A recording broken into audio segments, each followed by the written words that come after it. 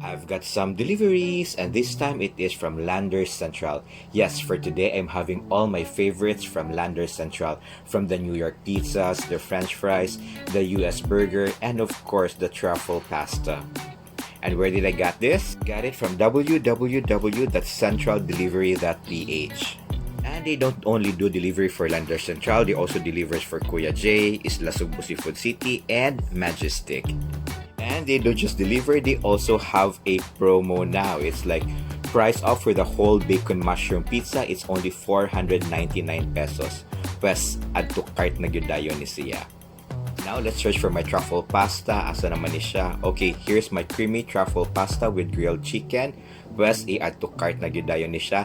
And kita ko sa US Angus beef burger. Pues, add to cart na lang po ni siya. And of course, kung naay burger, dapat naagir fries. Okay? Add to cart sa ni siya.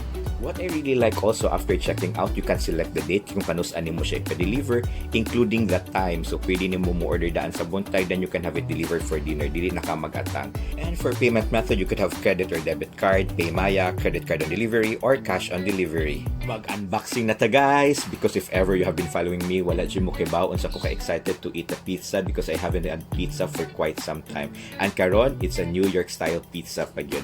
Plus, the US Angus beef burger. So, Mark is like a perfect weekend start good for me. Then again, guys, you can have all your LANDER'S Central favorites from www.centraldelivery.ph. And they only have 40 pesos fixed delivery fee with a minimum order of 300 pesos from all brands, whether from LANDER'S Central pa na siya, Kuya J, Isla Cebu Seafood City, or Majestic. 40 pesos ra gyud ang delivery fee. Mga una ta guys, i-flex lang yun din ako ang whole bacon mushroom pizza. So yes, mushrooms, bacon, mozzarella cheese, perfect. Then fries dayon. And now let's have the US Angus beef burger.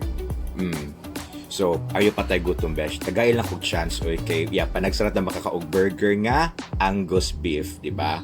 So, weekend pa yun, so to celebrate.